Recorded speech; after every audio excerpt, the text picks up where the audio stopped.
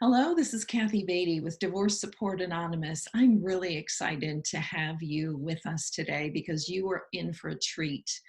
I have with me Beth Bolthouse, who's going to speak with us today about some topics that are really important for us as we go through the trauma of divorce, and that is understanding our anger. So let me read just a quick bio of Beth Bolthouse. She's a licensed professional counselor who specializes in grief and loss, depression, anxiety, negative thinking patterns, boundaries, abuse, attachment, and trauma. Beth, you take it all on. She has developed programs in self-esteem, boundaries, post-traumatic growth, and she's a supervisor of other counselors. She's currently a counselor at Skolnick Healing Center, a professor at Cornerstone University in psychology and sociology. She is a presenter at national conferences. She has her master's in counseling and is currently obtaining her Master of Science in thanatology, which is a study of the needs of the terminally ill and their families. Welcome, Beth. Thank you for having me, Kathy. It's so good to see you and spend some time here with you guys. It is great to have you. I have spoke with you before, interviewed you before, and I love your wisdom. I love your spirit. I love your heart for the hurting, obviously, to be brave enough to jump into all of those very heavy topics. So thank you for your work. Oh, it's so rewarding just to walk alongside of people that are hurting and know they're not alone and just kind of help them start to see hope for themselves, for their future, and help them put their lives back together again. Not the same way it was before their loss, but in a new way. That's really meaningful. Awesome. And you do it well. I know you do it well. Uh, I wanted to talk today about anger Yeah. because a story that I talk about in my book is in a support group that I was holding. This one gentleman was quiet for like the first 3 weeks, 4 weeks. And then we touched on the topic of anger. And he lifted his head up and he said, "Of course I'm angry, because then I don't have to feel the pain."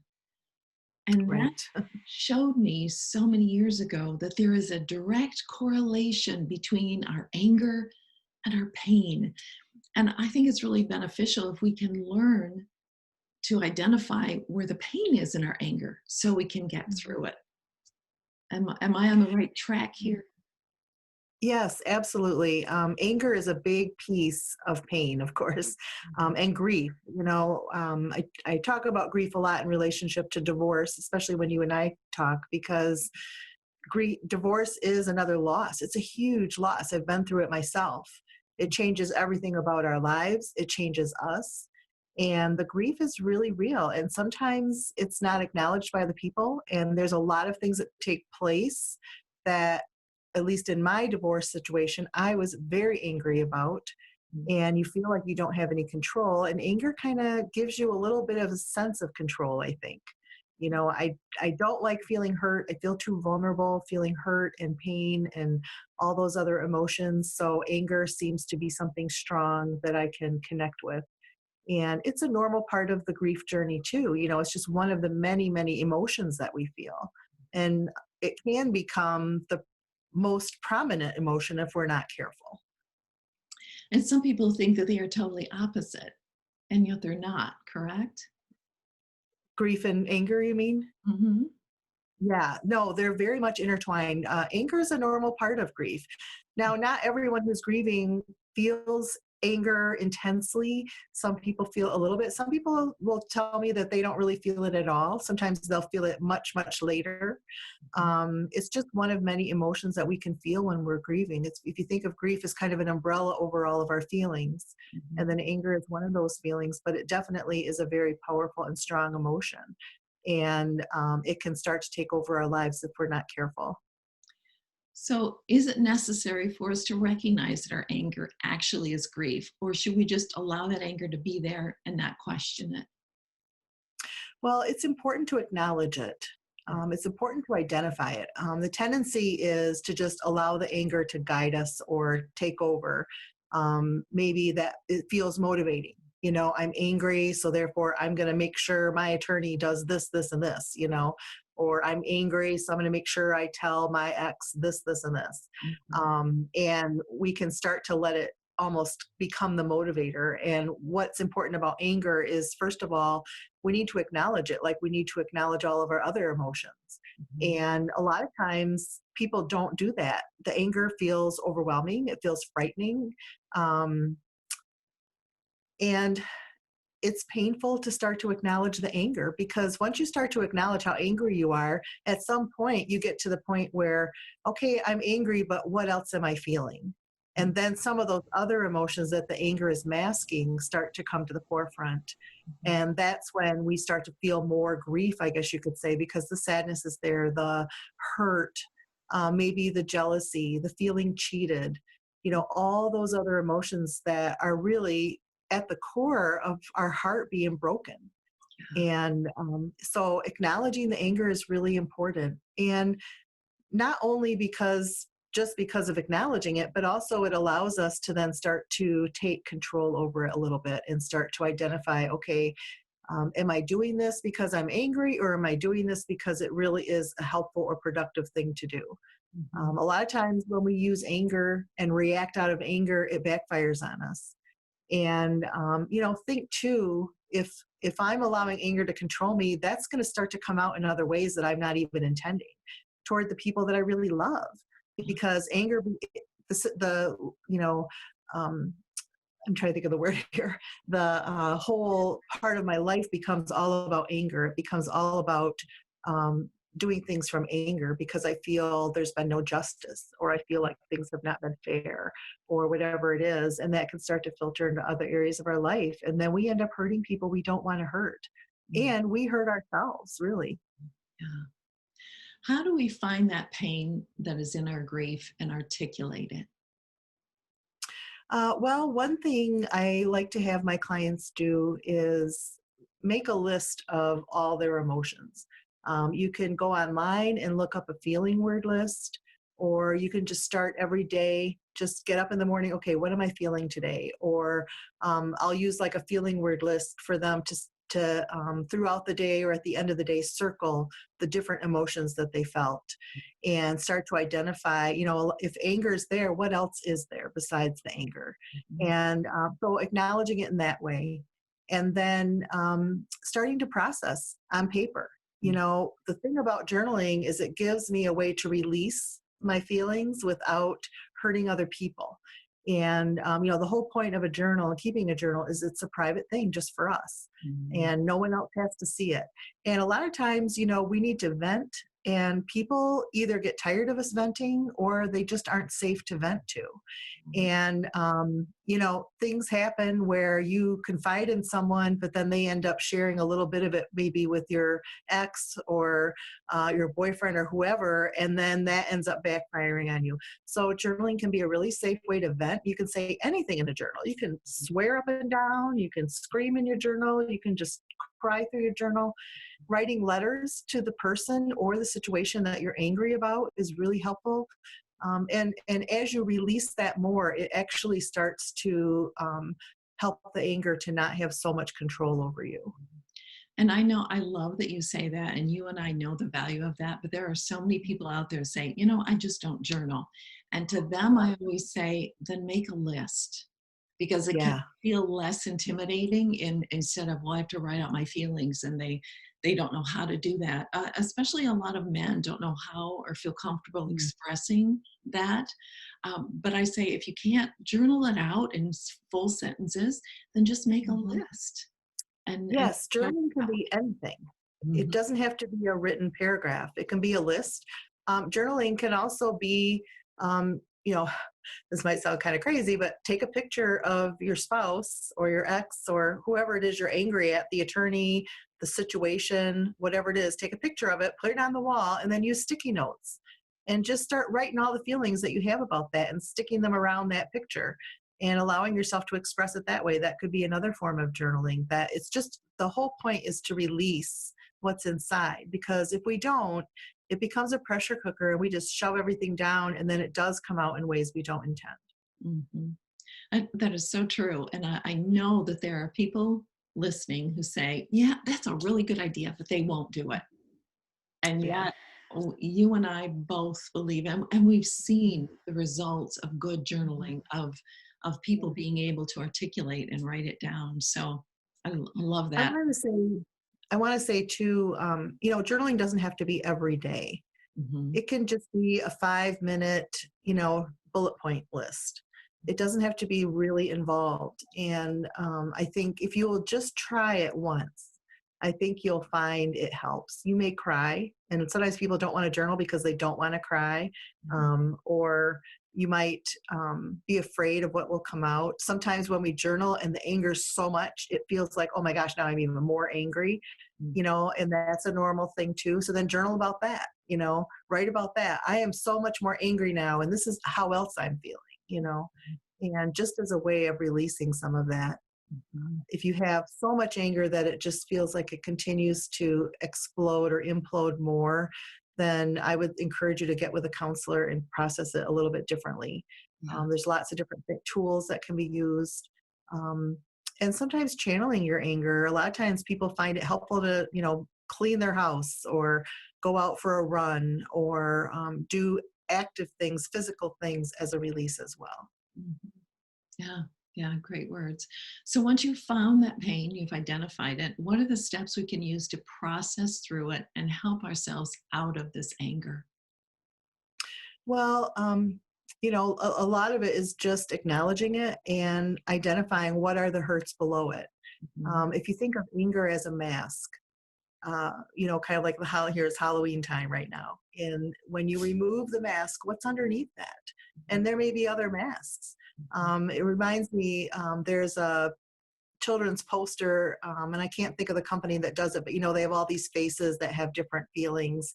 And there's one that has the big angry guy in the middle, and then all these other feelings around. And if you take that anger mask and start to ask, okay, am I hurting? Mhm. Am I jealous? Am I worried? Am I afraid? What all the other things that I'm feeling, and start to unpack those and process those, that can be really helpful as well. Mhm. And for many of us, Beth, it's hard for us to be gut level honest with ourselves too. We're Mhm. afraid of that, aren't we?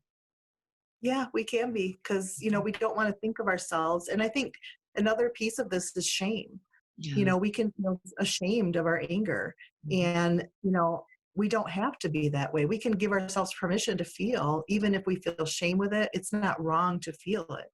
And, shame is a big thing in divorce. There's so many things that we regret. There's so many things we feel guilty for.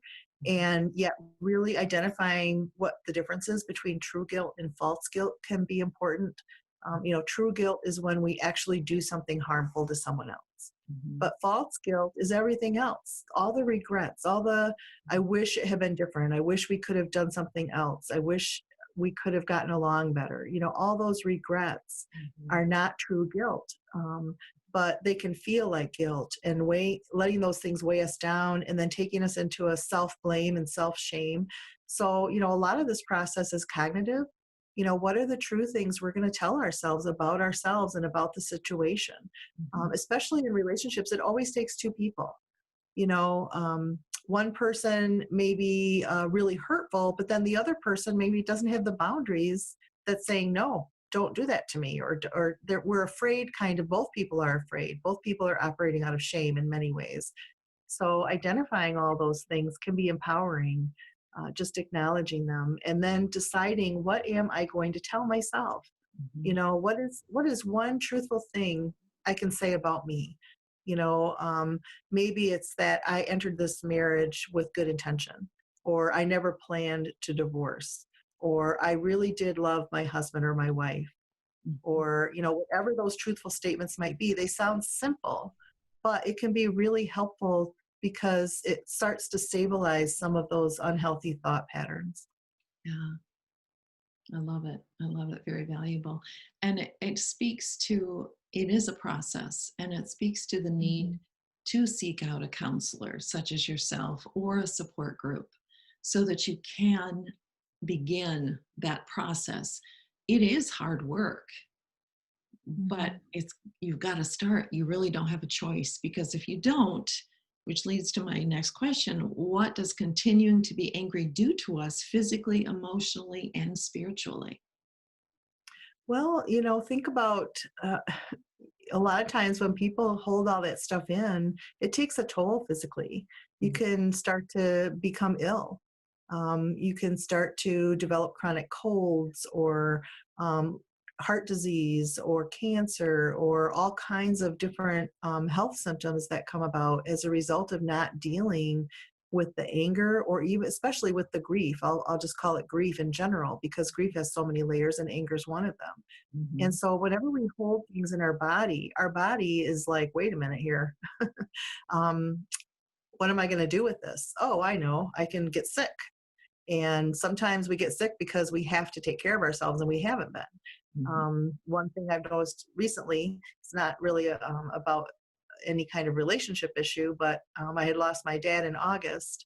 And since then, it's been a whirlwind of all kinds of activities. And I'm finding that when I have a day off, I just crash Yeah. because my body's like, hey, you haven't rested. Mm. And it's a similar thing, when we're going through, especially when it's a divorce or a separation or some type of intense relationship issue, it affects every area of our life. And there's so many concerns and so many fears. So, really taking time to process it. And that's where, again, journaling can be helpful because it provides a release.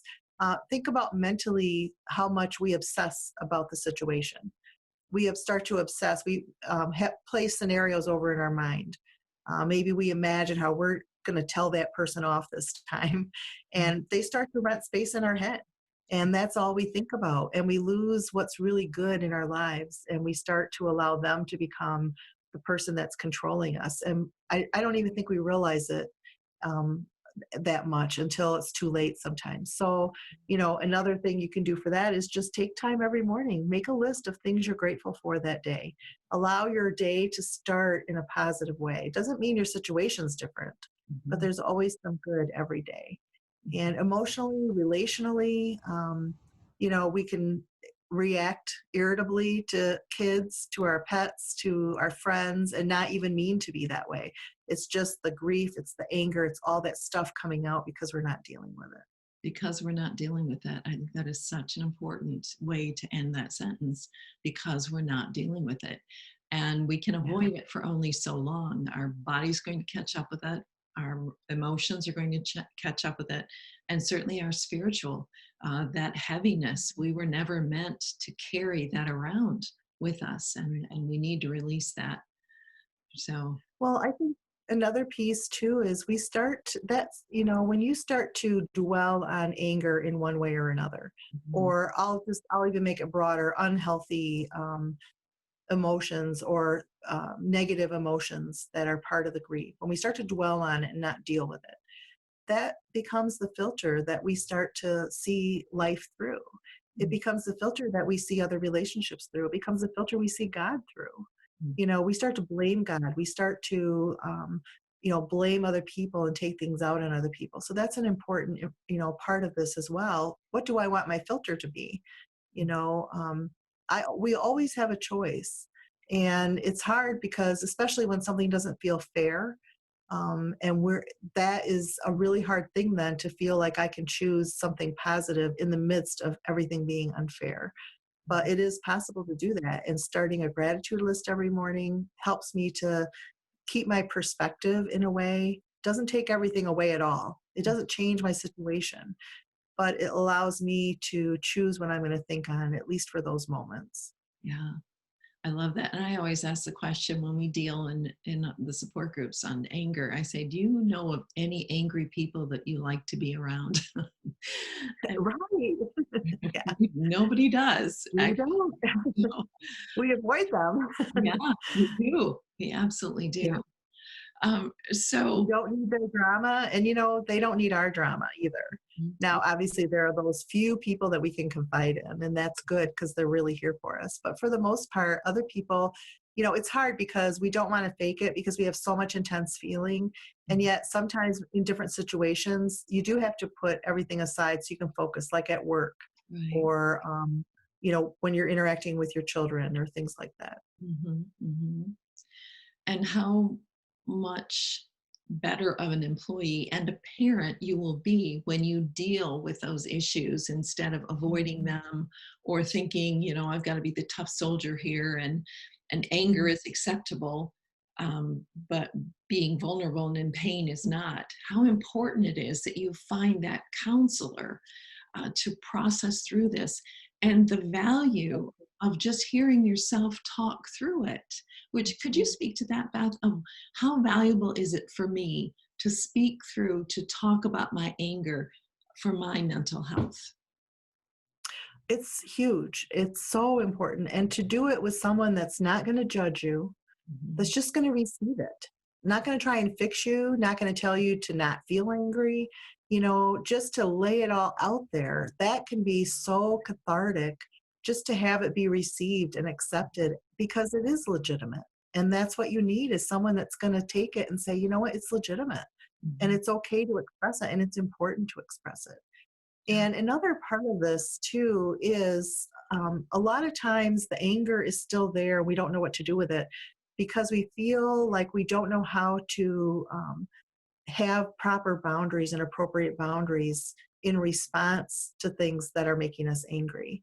And so, meeting with a counselor to just develop some really good responses, even just knowing verbally how to say something, or what an appropriate boundary would be that you can definitely choose and insert into a conversation that can feel empowering, and it can also help you to diffuse your anger.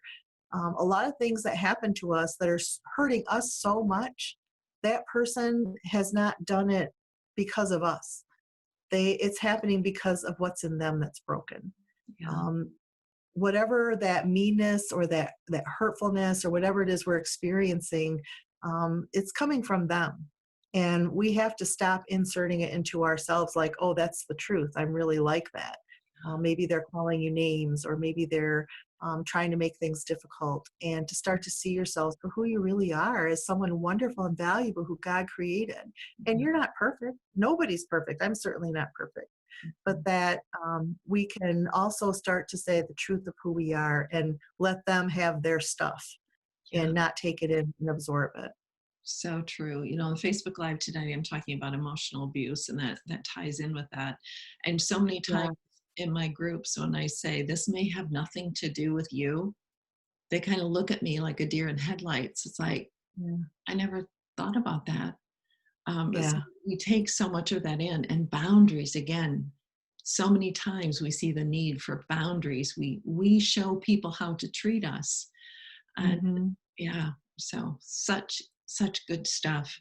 So wrap this up with any final comments that you feel are important for people to know who are angry going through divorce, with the betrayal, the injustice, they want revenge, all of those nasty feelings in our anger that we're feeling.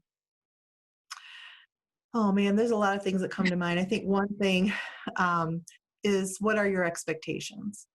Maybe you're going through a separation or divorce with someone who's never really affirmed you, who's never really been there for you, who you feel maybe for a long time has let you down. That is not going to change. They're always going to be that way, and that's coming from them, not from you. And Mhm. so letting go of expectations and knowing that you have to assert yourself with your attorney or whoever else is advising you, and doing the things that are empowering for you, and letting go of expectations. Well, maybe this time he'll be this way, or that, or she'll be that way. That usually doesn't happen. um, I think boundaries also for yourself. What are the boundaries you're going to implement for you? And that looks like, what self-care can I do? Maybe the gratitude list is self-care. Maybe just sitting down, lighting a candle, and having some time alone is self-care. Maybe going for a walk with your dog or with a friend is self-care. And, that's an important piece of this too. Um, and again, it goes back to acknowledging how you're feeling and really truly grieving.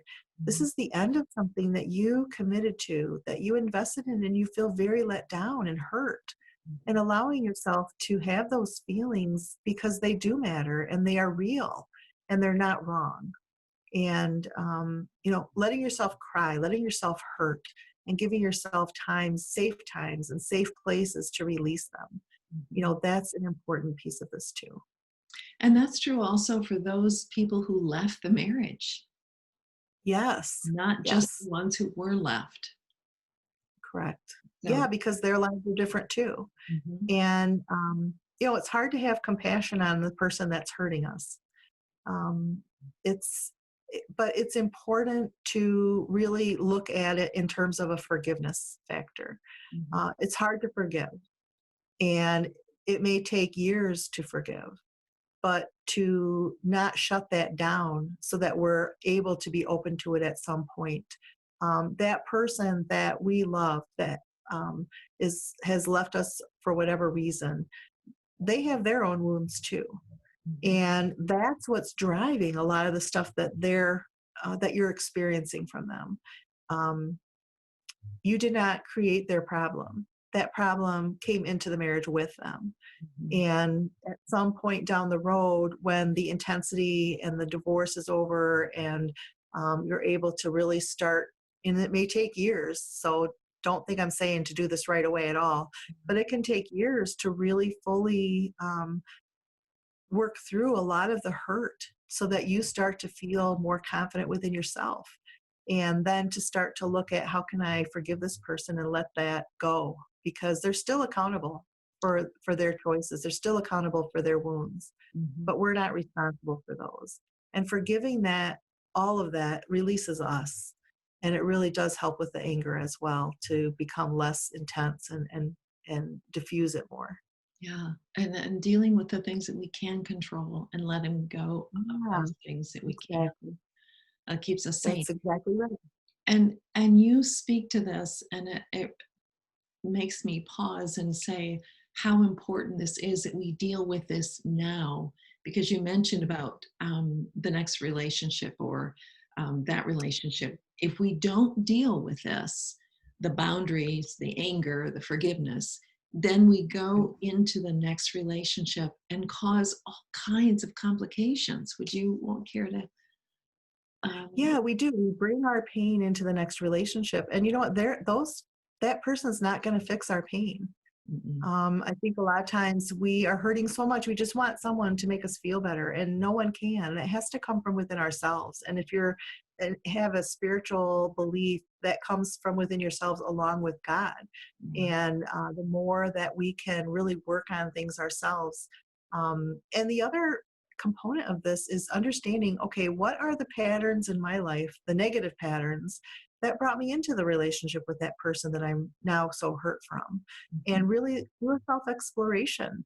I mhm, mean, you are worth it. And, understanding yourself better, maybe deciding what are some things I want to do differently this time and how can I get to the core of that? Because a lot of times, we look for replacements to the hurt that we had way back when, even. And so when we get into an unhealthy relationship, that we're looking to them on some level. Harville Hendrix has written a couple books, and I can't remember which one it was, that he said, we're attracted to people on the level of our woundedness. mhm, So, when we think about, wow, this marriage didn't work, it took both of us, but what part of me was wounded that I was attracted to that person? And right. then start to work on that and heal from that so that you're really able to discern next time. And obviously, there are people out there that are going to be um, targeting us or deceptive. And, that's another whole conversation. Those people that you end up with, that all of a sudden you get married and the switch flips and they're not who you thought they were. Mhm. But I think the more we can work into our own pain and really heal from within ourselves, the Mhm. more we're going to be able to hopefully be more aware of those type of people too. Yeah, and when we're at this wounded level, then we find a person at this wounded. But if we're healed and we're up here, then better chances we're going to Yeah, find a person that's healed as well. yeah, How important this is, and how this affects all of our world. It affects our kids. It affects right. our work. It affects our family. Right. So do that inner work that is just so important. And thank you, Beth, for being one of those people who are the healers that God uses to help people process through and heal from their grief or their trauma or the whole list of things that I mentioned, their depression and all of those. Counselors are the hand of God on so many people's lives. So thank you for your work and what you do. Yeah, thanks. So this has been great, and I hope we'll do another one soon, another topic, Yeah, just let because me know. I refer to you often. I have actually in my book a diagram that you had given me permission to use, and Oh, yeah, so there is good. a good connection here, and I hope to offer more of your wisdom to folks as they go through the trauma of divorce. Well, anytime, you got my number. Okay, all right. So let me know. Thank you so much, Beth. You're welcome. Thank you, Kathy. Mm.